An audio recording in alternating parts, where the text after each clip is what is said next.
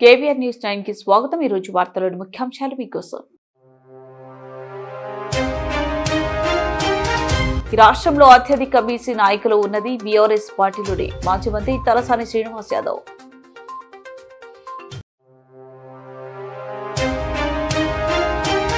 పెట్టుబడులకు స్వర్గధామంగా ఆంధ్రప్రదేశ్ అవతరించింది నజీర్ అహ్మద్.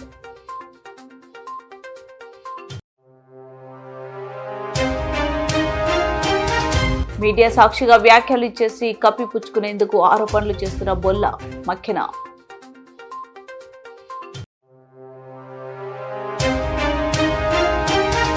దేవస్థానం ప్రధాన ద్వారం వద్ద వేద పండితుల పూర్ణకుంభంతో భారత ప్రధానమంత్రికి స్వాగతం. బీసీ రిజర్వేషన్ల విషయంలో కాంగ్రెస్ నాయకులు జంతర్ మంతర్ దగ్గర 3 రోజులు డ్రామాలు చేశారు. రేవంత్ రెడ్డి, నువ్వు ఏం చేస్తావో చేసుకో, మా బీసీలకు 42% రిజర్వేషన్ కల్పించు. ఈ రాష్ట్రంలో అత్యధిక బీసీ నాయకులు ఉన్నది బీఆర్ఎస్ పార్టీలోనే. మాజీ మంత్రి MLA Talasani Srinivas Yadav. President of India ఒక 50 మంది పార్లమెంటు సభ్యులు వచ్చి మిమ్మల్ని కలుస్తారంటే అవకాశం ఇయ్యదా? చేసిన రాపని జంతర్ మంతర్ దగ్గర 3 రోజులు ఎంజాయ్ చేసి డ్రామాలు చేసి ఆ నెపాన్ని మా మీద నెట్టి నిన్న మొన్న ప్రెస్ లో కూడా మాట్లాడినప్పుడు వాళ్ళ మంత్రులు వాళ్ళ నాయకులు ఏం మాట్లాడుతున్నారు, బీజేపీ వాళ్ళు టీఆర్ఎస్ వాళ్ళు మోసం చేస్తున్నారని. మేము అసెంబ్లీలో సపోర్ట్ చేయలేదా? మేము అసెంబ్లీలో సపోర్ట్ చేసినాం, సంపూర్ణమైనటువంటి సహకారం ఇస్తామని చెప్పినాం. కానీ రేవంత్ రెడ్డి గారికి నిండు శాసనసభలో చెప్పింది, నువ్వు ఏం చేస్తావు చేసుకో, 42% రిజర్వేషన్ చట్టం ప్రకారంగా అయితేనే నువ్వు ఎలక్షన్ పో, లేకపోతే మా దమ్మేందో చూపిస్తామని చెప్పినాం. నేను ఈ రోజు కూడా చెప్తున్నా, మనం నికాసుగా నిలబడి కొట్లాడదామంటే చెప్పండి, తెలంగాణ రాష్ట్రంలో అగ్గి పుట్టేసేస్తాం. ఎవడు శాసనసభ్యుడు, పార్లమెంట్ సభ్యుడు, మంత్రులు కూడా తిరగనీయం. అంత సమాజం ఉన్నటువంటి కులాలకు సంబంధించిన వాళ్ళం. కాబట్టి మనం కొట్లాడేది జాగ్రత్తగా కొట్లాడదాం, అంతేగాని మోసం చేసి ఇవన్నీ మనకు తెలియదు. ఆర్ కృష్ణయ్య గారు తెలియదు, ఎప్పటి నుంచో ఉద్యమం చేస్తుండు. ఇప్పుడు కాదు, నా చిన్నప్పటి నుంచి చూస్తున్నా. ఆ తర్వాత శ్రీనివాస్ గౌడ్ గారు చేస్తున్నారు, కృష్ణమూర్తి గారు చేస్తున్నారు, నేను చిన్నప్పటి నుంచి చూస్తున్నా. కానీ ఈ చట్టాలు, ఈ రిజర్వేషన్లు మనకు తెలిసిన తర్వాత కూడా మనమే చెప్తున్నాం, పాలాభిషేకం చేద్దామని మనమే చెప్తున్నాం. ఏదో ముఖ్యమంత్రి గారు ఛాంపియన్ అయినని చెప్పి మనమే చెప్తున్నాం. క్యాబినెట్ ఖాళీ ఉన్నది కదా, క్యాబినెట్లు ఇంకా 3 తీసుకోవచ్చు కదా, ఏమని చెప్పండి.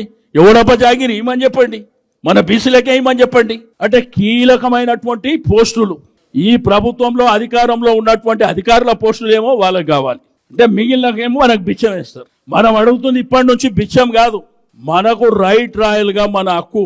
ఎందుకంటే తెలంగాణ సమాజంలో ఎవరైతే బీసీ బిడ్డలు అవేర్ ఎప్పుడైనరు, కేసీఆర్ గారు గురుకుల పాఠశాలలు పెట్టిన తర్వాత, ఇంజనీరింగ్ డిగ్రీ కాలేజీలు పెట్టిన తర్వాత, ఈ 9th షెడ్యూల్ 10th షెడ్యూల్ తెలంగాణలో భూకంపం సృష్టిస్తే తప్ప ఎవడు దిగి రాడు.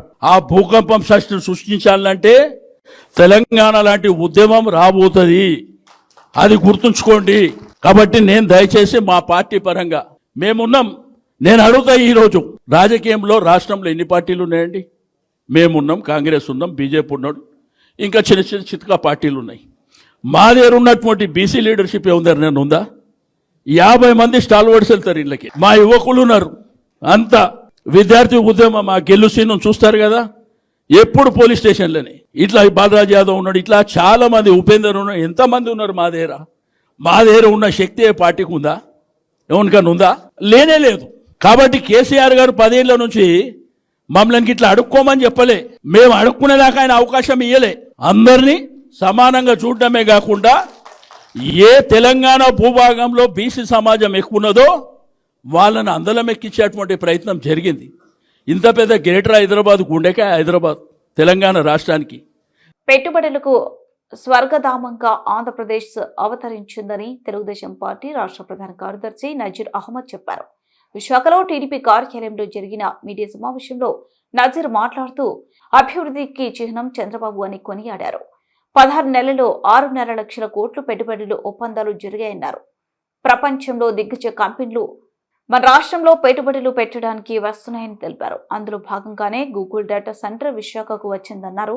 అమెరికా ప్రజలు వాడే డేటా కన్నా 3 రెట్లు డేటా మన దేశంలో వినియోగిస్తున్నా అన్నారు. ఈ డేటా వలన వచ్చే లాభాలు అమెరికాకు వెళ్తున్నాయని పేర్కొన్నారు. 1,30,000 కోట్ల రూపాయలు పెట్టుబడులు రాబోతున్నాయని చెప్పారు. ప్రస్తుతం మన దేశంలో ఉన్న డేటా సెంటర్లు మొత్తం 1000 మెగావాట్ల డేటాను ఉత్పత్తి చేయిస్తున్నామని అన్నారు. చంద్రబాబు నాయుడు అద్భుతాలు సృష్టిస్తున్నారని, జగన్ హయాంలో అభివృద్ధి సున్నా అని విమర్శించారు. అన్ని రంగాలలో రాష్ట్రం అభివృద్ధి వైపు దూసుకుపోతుందంటే చంద్రబాబు, లోకేష్ కారణమన్నారు. స్వర్గధామం ఆంధ్రప్రదేశ్గా మారిపోయింది. అభివృద్ధికి చిహ్నం ఎవరంటే నారా చంద్రబాబు నాయుడు గారు. ఈ మాటలు నేను ఎందుకంటున్నానంటే, మొత్తం భారతదేశంలో ఇన్ని రాష్ట్రాలు ఉన్నా సరే మా ప్రభుత్వం వచ్చి 16 నెలలైంది. మా నాయకుడు నారా చంద్రబాబు నాయుడు గారు కానీ, అలాగే మా యువ నాయకులు నారా లోకేష్ గారు కానీ గడిచిన 16 నెలలు మా ప్రభుత్వం వచ్చి ఈ 16 నెలల్లో దాదాపు 6.5 లక్షల కోట్ల రూపాయలు పెట్టుబడి ఒప్పందాలు. దయచేసి మీరు మరొకసారి చెప్తున్నా, 16 నెలల్లో 6.5 లక్షల కోట్ల పెట్టుబడి ఒప్పందాలు చేయడం జరిగింది. సామాన్య విషయం కాదండి. 6.5 లక్షల కోట్లు. తద్వారా ఎన్ని అభివృద్ధి కార్యక్రమాలు జరగబోతున్నాయి, ఎంతమందికి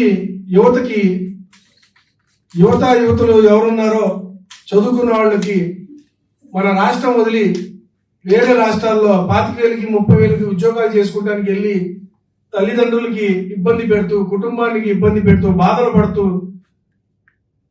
పడే విషయాలు మనం ఎన్నో ఈ సమాజంలో మనం చూస్తున్నాం.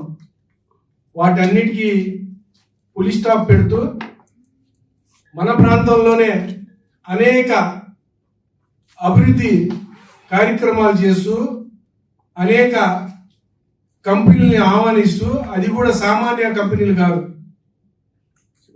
దేశంలోని పేరున్న కంపెనీలు కానీ అలాగే ప్రపంచంలో పేరున్న కంపెనీలు కానీ వాళ్ళని ఒప్పించడం ఆషామాషి విషయం కాదండి. మీరే కావాలంటే ఒక మంచి వ్యాపారస్తుడు 1 కోటి రూపాయలు లేదా 50 లక్షల రూపాయలు లోన్ కావాలని బ్యాంకులు అడిగితే అంత సులభంగా దొరకని రోజులు ఎన్నో ఆపసోపాలు పడాలి. అలాంటిది మన రాష్ట్రంలో నారా చంద్రబాబు నాయుడు గారికి నమ్మి మన రాష్ట్రము అభివృద్ధి దిశగా పోయింది. ఇక్కడ ప్రజలు ఎంతో మేలు చేసే ప్రజలు, వీళ్ళకి మన పెట్టుబడుల ద్వారా చేయూతనిద్దామని అనేక కంపెనీలు వస్తున్నాయి. అందులోనే చాలా వచ్చినాయి. మొన్న 2 రోజుల కింద మీరు విన్న విషయం గూగుల్ అంటే చిన్న విషయం కాదండోయ్. ప్రపంచంలోనే మెట్టి సాఫ్ట్వేర్ సంస్థలు కానీ డేటా సెంటర్లు కానీ ఏమైనా ఉన్నాయంటే ఒకటి మైక్రోసాఫ్ట్, ఒకటి గూగుల్. డేటా సెంటర్లు వాళ్ళ పరిధిలోనే ఉన్నాయి. అసలు ఏంటి డేటా సెంటర్లు అంటే?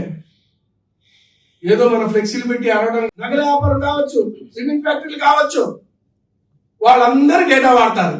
అంటే ఒకప్పుడు మన చిన్నప్పుడు, బాగా చిన్నప్పుడు గుమస్తాలు పెట్టుకునేవాళ్ళు. మన పెద్దోళ్ళు వ్యాపారం చేస్తే లెక్చర్ పుస్తకాలు ఉండేది, ఒక గుమస్తా అంటారు దానికి.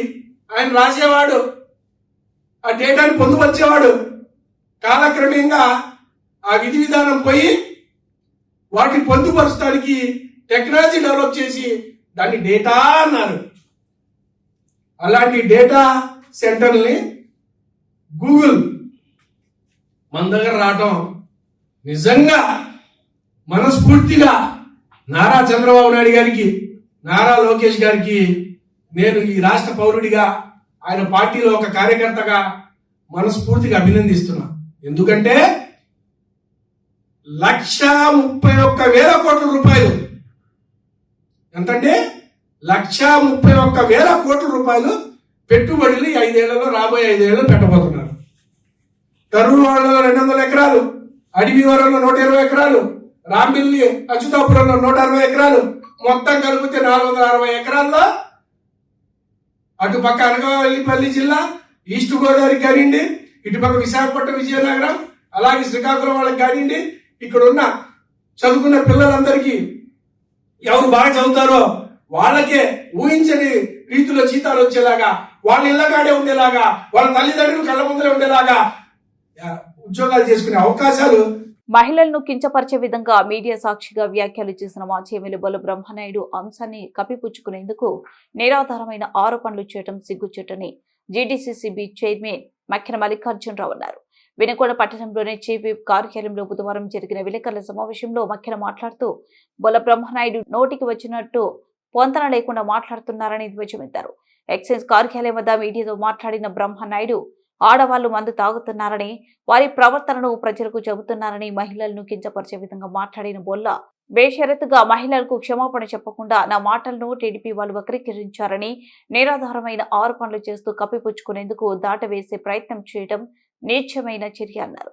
బొల్ల స్పష్టంగా మాట్లాడిన మాటలు వీడియో రికార్డ్ అయ్యాయని, వాటిని టీడీపీ కూటమి నాయకులు మార్ఫింగ్ చేసి ఉంటే నిజం నిర్ధారణకు పంపుతామని, నీ నిజ స్వరూపం తేటతెల్లం అవుతుందన్నారు.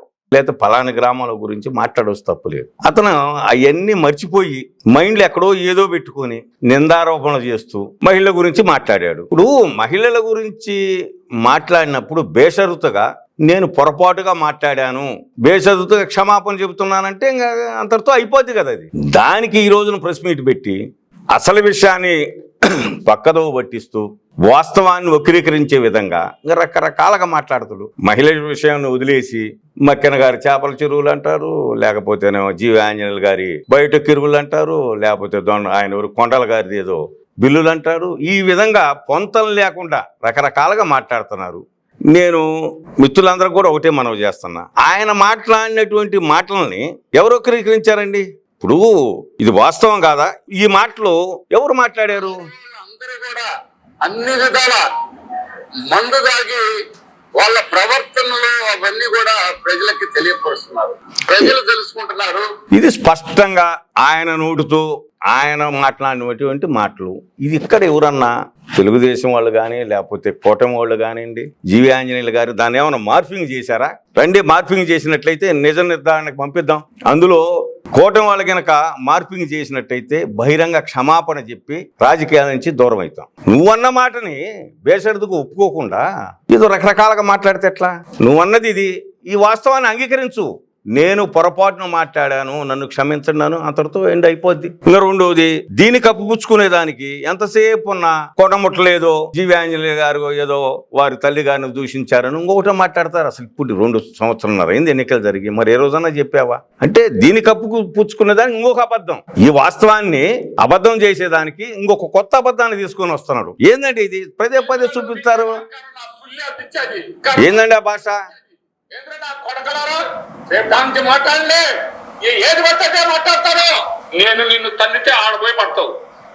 మరి ఆ రోజే చెప్పొచ్చు కదా, ఏమయ్యా ఆంజనేయులు గారు, నువ్వు మా తల్లిని దూషిస్తే నేను ఈ విధంగా అన్నాను, లేకపోతే ఇంకోటి నువ్వు చెప్పొచ్చు కదా. ఈ రోజు కొత్తగా ఒక కల్పితమైనటువంటి డ్రామాని తెచ్చి దాన్ని నిన్న మహిళలను దూషించిన దాన్ని కప్పిపుచ్చుకునే దానికి ఇది మళ్ళీ కొండముట్ట సంఘటన తీసుకొస్తాడు. ఇది నియోజకవర్గ ప్రజలందరూ తెలుసు. అయ్యా బ్రహ్మనాయుడు గారు, నువ్వు ఏ విధంగా ప్రజల్ని బూతులు తిడుతున్నావో, అధికారులను బూతులు తిడుతున్నావో, నీ ప్రతాపం మొత్తం గత 5 సంవత్సరాలు నీ ఎమ్మెల్యే పరిపాలనలో ప్రజలందరూ గమనించారు. ఇది నువ్వు చెప్తే ఇది ఎవడు నమ్మే పరిస్థితులు ఈ నియోజకవర్గ ప్రజలు లేరు.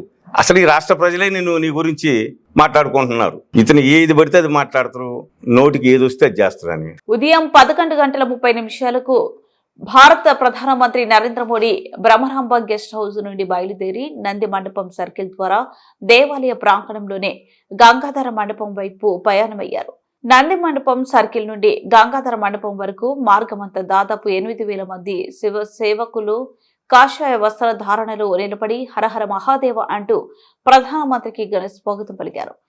దేవస్థానం ప్రధాన ద్వారం వద్ద వేద పండితులు పూర్ణ కుంభంతో స్వాగతం పలికి భారత ప్రధానమంత్రి, రాష్ట్ర ముఖ్యమంత్రి, ఉప ముఖ్యమంత్రికి విభూతి కుంకుమ ధరింపజేసి ప్రదక్షిణకార మార్గంలో ఆలయ అంతర్భాగానికి ఆహ్వానించారు.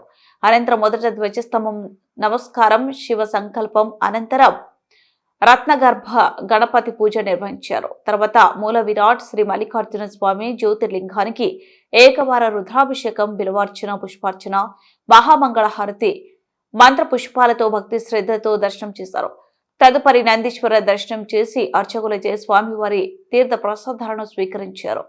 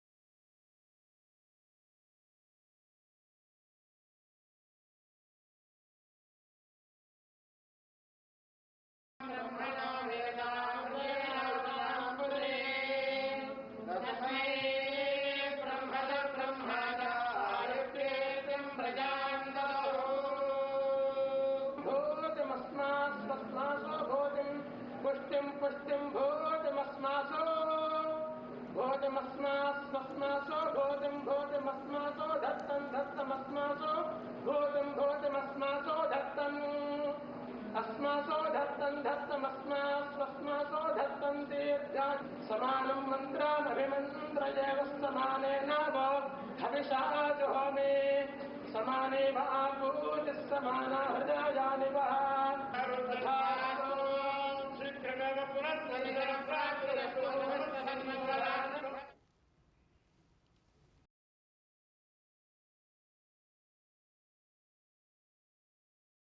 వార్తలు ముగించే ముందు ముఖ్యాంశాలు మరోసారి.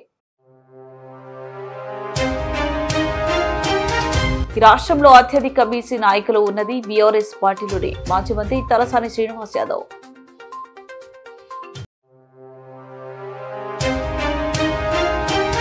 పెట్టుబడులకు స్వర్గధామంగా ఆంధ్రప్రదేశ్ అవతరించింది. నజీర్ అహ్మద్.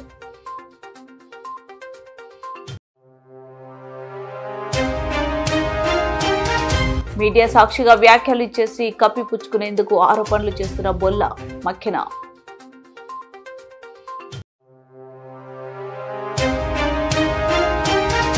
దేవస్థానం ప్రధాన ద్వారం వద్ద వేద పండితుల పూర్ణ కుంభంతో భారత ప్రధానమంత్రికి స్వాగతం.